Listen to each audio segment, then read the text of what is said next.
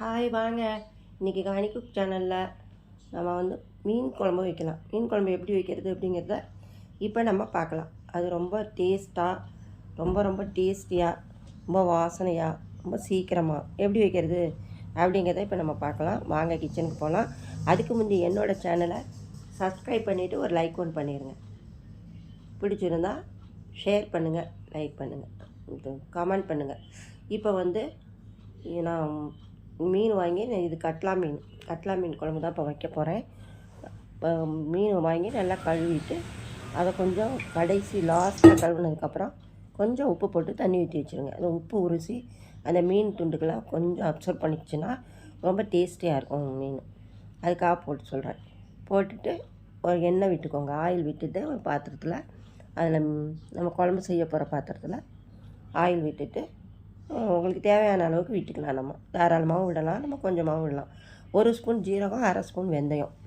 அது நல்லா வெடிக்கட்டும். வெடித்ததுக்கப்புறம் வெங்காயம், நான் சின்ன வெங்காயம் போடுறேன். நீங்கள் சின்ன வெங்காயமோ இல்லை பெரிய வெங்காயம் எதுவாக இருந்தாலும் நல்லா நைஸாக கட் பண்ணி வச்சுக்கோங்க. இல்லைன்னா மிக்சியில் ஜாரில் போட்டு ஒரு பல்ஸ் 2 பல்ஸ் விட்டு போட்டுக்கோங்க. அப்போ தான் மீன் குழம்புக்குலாம் நல்லாயிருக்கும். பூண்டு பல் ஒரு 10-12 பல் நல்லா தட்டி போட்டுக்கோங்க. இந்த குழம்பு வைக்கிறது ரொம்ப நல்லா சூப்பராக இருக்கும்.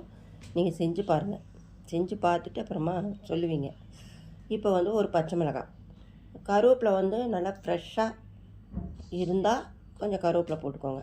காஞ்ச கருவேப்பிலை இருந்தால் போட வேண்டாம். அதையும் போட்டுட்டு கொஞ்சம் கிண்டிக்கலாம். இப்போ இதில் வந்து மசாலா நம்ம சேர்த்துடலாம். மசாலா வந்து மிளகாத்தூள் ஒரு 2.5 ஸ்பூனு. இது நார்மல் மிளகாத்தூள் 2.5 ஸ்பூன் போட்டுட்டு ஒரு 2 ஸ்பூன் போட்டுட்டு ஒரு 1/2 ஸ்பூனு 3/4 ஸ்பூனுக்கு காஷ்மீர் சில்லி சேர்க்குறேன் கலருக்காக. நீங்கள் எந்த உங்களுக்கு காரத்துக்கு தகுந்த மாதிரி நீங்கள் சேர்த்துக்கோங்க. இன்னும் கூட 1 ஸ்பூன் போட்டால் நல்ல காரம் இருக்கும். மல்லித்தூள் ஒரு 3.5 ஸ்பூன் போட்டுக்கோங்க. 3-3.5 போட்டுக்கலாம். இப்போ வந்து இதை கொஞ்சம் கரைச்சிட்டு அதுக்கப்புறம் மஞ்சத்தூள் போடணும். இதை கொஞ்சம் எண்ணெயில் வறுத்துருங்க. இப்போ மஞ்சத்தூள் வந்து ஒரு 1/2 ஸ்பூனு மஞ்சத்தூள் போட்டுக்கோங்க.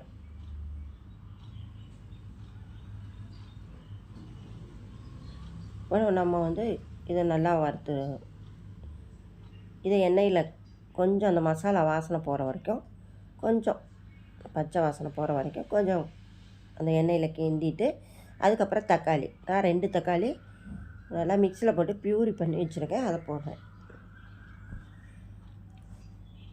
எப்போவும் தக்காளி முழுசாக போடுறத விட இந்த மாதிரி பியூரி பண்ணி போட்டிங்கனாக்கா குழம்புக்கு நல்லா திக்காகவும் இருக்கும், குழம்பு டேஸ்ட்டாகவும் இருக்கும்.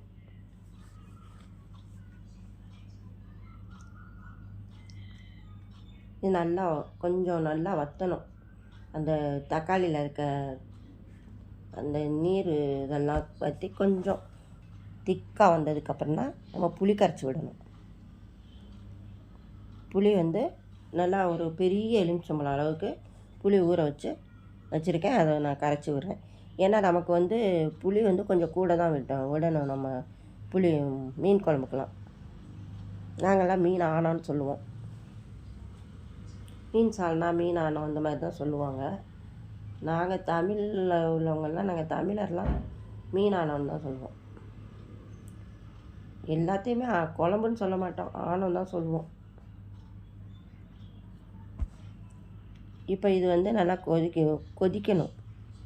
நல்லா புளியை கரைச்சி ஒரு திட்டமாக தண்ணி ஊற்றி வச்சுருங்க. பாருங்கள், மீன் கொஞ்சம் பீஸும் அந்த தலை வால் இது எல்லாத்தையும் நான் வச்சுருக்கேன். அவ்வளோதான். இதை மீனை வச்சுட்டு அது நல்லா குழம்பு கொதித்ததுமே போடக்கூடாது. நல்லா குழம்பு கொதிச்சுட்டே நல்லா ஒரு 5 நிமிஷம் நல்லா கொதிக்கணும். நல்லா கொதித்து வற்றி அந்த வாசனை, மீன் குழம்பு வாசனை வரும். 1 ஸ்பூன் ஜீரகத்தூள் போட்டுக்கோங்க. ஜீரகத்தூள் 1 ஸ்பூன் போட்டுட்டு நல்லா கொதிக்குது. இப்போ வந்து மூடி வச்சுருங்க, நல்லா கொதிக்கட்டும். உப்பு போடலாம். உப்பு போட மறந்துட்டேன், உப்பை போட்டுடலாம். நல்லா கொதிக்கி இப்போ பாருங்கள் உப்பு புளி காரம் கரெக்டாக இருக்கான்னு இப்போ பார்த்துக்கலாம். இப்போ பத்தலைன்னா நம்ம எது வேணாலும் சேர்த்துக்கலாம். இது எல்லாம் கொஞ்சம் எல்லாமே கரெக்டாக இருக்குது. இப்போ மீன் அதில் சேர்த்துடலாம். முதல்ல உப்பு தண்ணியில் ஊறிக்கிட்டு இருக்க மீனை திரும்ப தண்ணி விட்டு கழுவிட்டு போடுங்க. உப்பு அப்புறம் அதிகமாகிடும். அந்த மீனில் உப்பு கொஞ்சம் உள்ளே போயிருக்கும், அப்சர்வ் பண்ணிக்கும். அதனால் கொஞ்சம் மீன் டேஸ்ட்டாக இருக்கும்.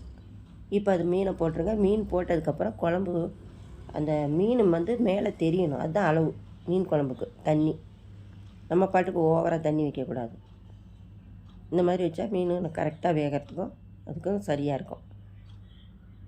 இப்போ இதில் நான் அப்படியே சிம்மில் வச்சிடணும். கொஞ்சம் மாங்காய் கொஞ்சம் போட்டுக்கலாம்.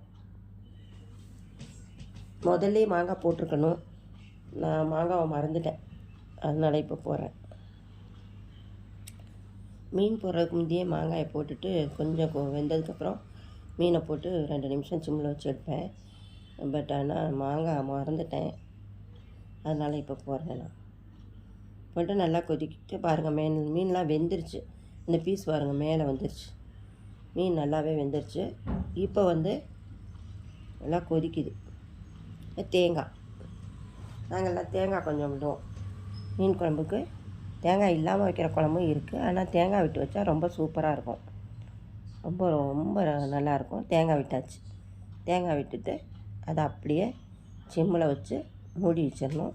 கொஞ்சம் அப்போலாம் எங்கள் அம்மாவெல்லாம் ஜீரகமும் வெந்தயம் 1 ஸ்பூன் ஜீரகம் 1/2 ஸ்பூன் வெந்தயம் வெறும் சட்டியில் எண்ணெய் இல்லாமல் வறுத்து அதை அம்மியில் வச்சு பவுட்ரு பண்ணி நுணுக்கி பவுட்ரு பண்ணி மீன் குழம்புக்கு தூவுவாங்க. நான் இப்போ அதெல்லாம் நம்ம செய்கிறதில்ல. நம்ம கஸ்தூரி மெத்தி இருக்குது, அதனால் கஸ்தூரி மெத்தியை நல்லா கையில் க்ரஷ் பண்ணிவிட்டு தூவிட்டேன். இது கஸ்தூரி மெத்தி போடும்போது இன்னும் குழம்பு நல்லா வாசனையாக இருக்கும். அவங்களும் அப்போவும் அந்த காலத்தில் வாசனைக்கும் தான் அது போட்டாங்க.